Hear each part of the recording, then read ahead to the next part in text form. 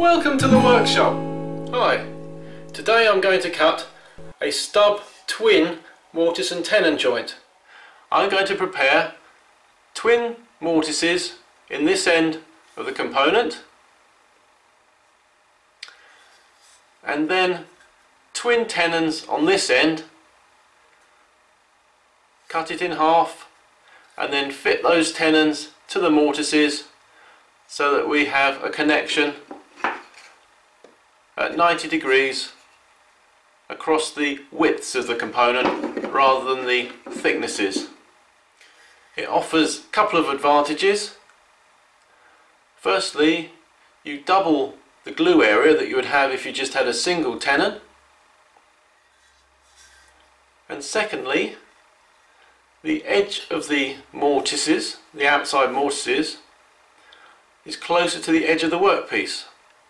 So there's less area for a gap to develop at the joint line.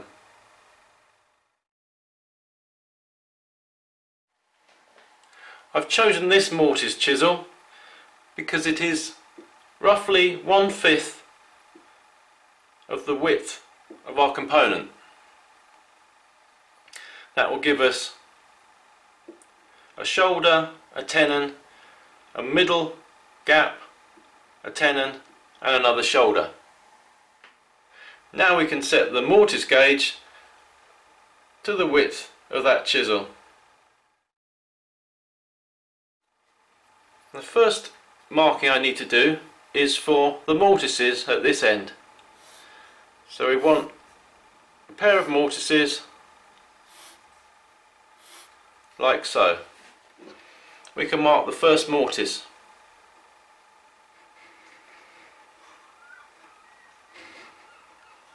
A few light passes, gradually getting a little bit deeper, and that's done. Because we want to mark tenons at the other end, whilst we've got the fence set, we could mark for the tenons. So I'll just mark for the tenons down here.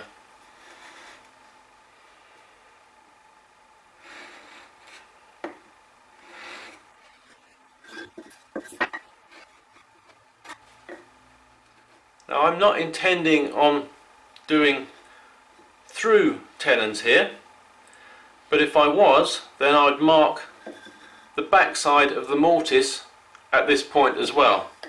So I'd be marking here. Now I'm ready to mark the second mortise. So I need to reset the fence, mortise chisel the other side, which was the gap that we've left here, and set the fence up to that mark. It's not critical, and because this is going to be a stub mortise and tenon, we won't be able to see when the joint is together where those tenons are.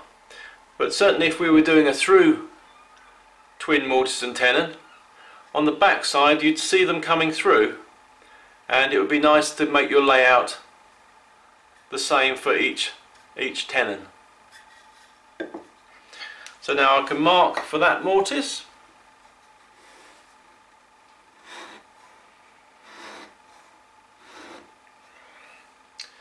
and now also mark for that tenon.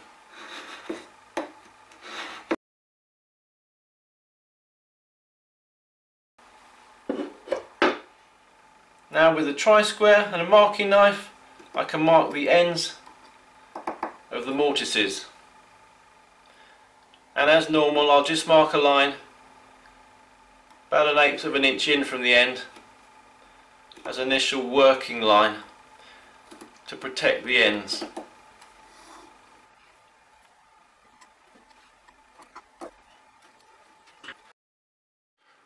With the work clamped firmly to the bench, I can now chop those mortises as normal.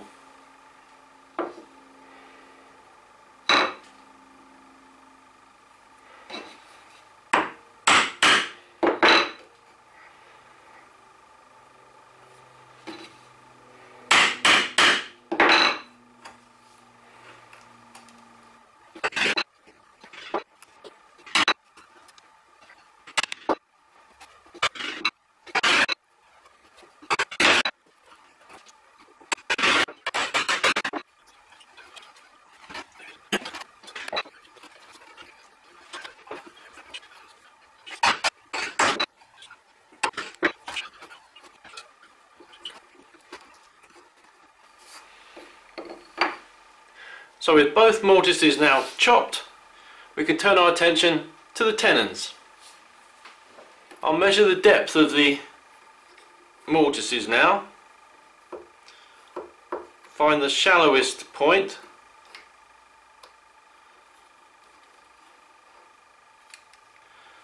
and that's roughly 33 millimeters. So if we prepare our tenons at about 31 millimeters, that should give us plenty of room for glue at the end, but also plenty of glue surface area on the sides.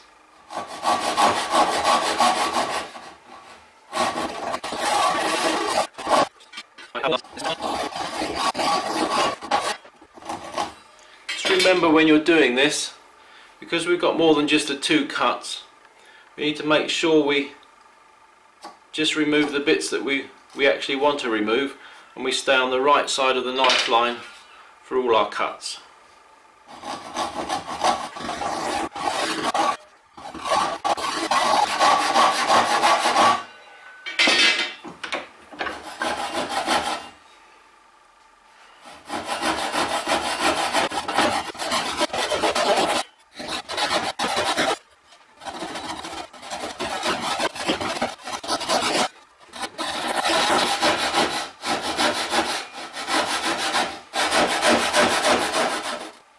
And now just cut those down to full depth, down to the knife line, front and back.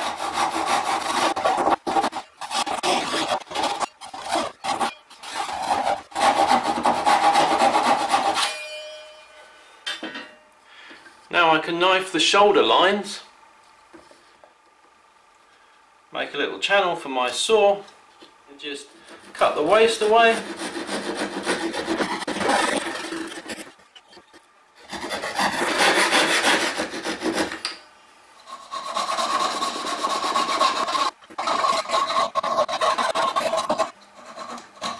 So now we can just clean up to our knife lines using a chisel and paring away the rest of the waste.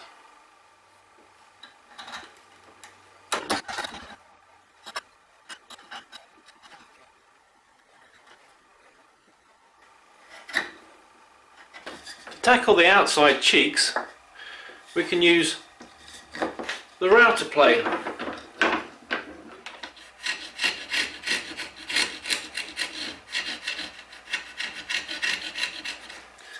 Cleaning up the faces on the inside of the joint is a little trickier, but we'll use just bevel edge chisels. We'll level that in with our marking line, reference the back of the chisel off the vise and come in straight across. Now at this point I'll cut my component in half and we can do the final fit of the tenons into the mortises. And it's just a little bit too snug. Testing with the stock of a tri-square, you can look for any slight highs that there might be on the surfaces inside your joint.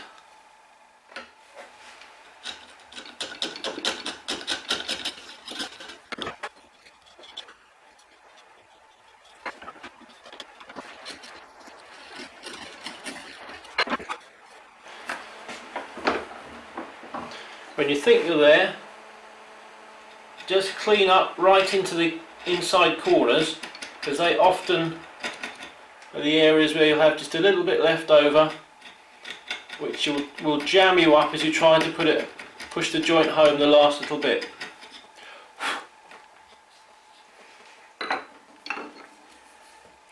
And with a wide chisel, just run right down into the base of the joint, just to check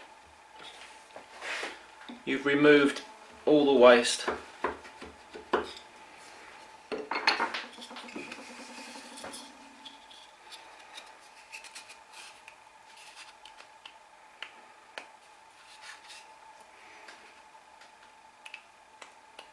And eventually your joint will go home nice and tight like that. gluing up a twin mortise and tenon. There's a lot of glue area to cover, so we want to be reasonably quick doing it.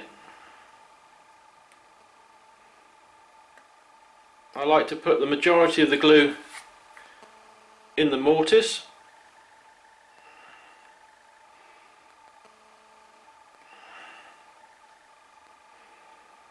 That will get pushed down the sides, the cheeks of the joint, as we push the joint together. Bit of glue on the tenon cheeks, not too much because it'll just get squeezed up as we push the joint home.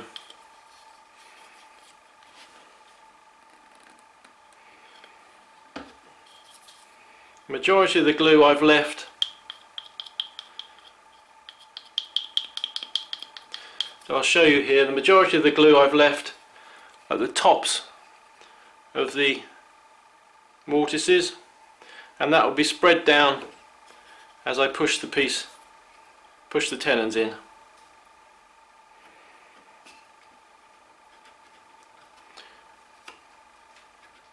And then I'll clamp across the side of the joint, across the mortises, and also to keep the two components together from this end to this back face. And we'll leave that to dry for an hour or so. And here's the finished joint, and I'm very pleased with that. Lovely and square, tight joint lines all around it, flush on the edges. A Stub twin mortise and tenon joint. Give it a go.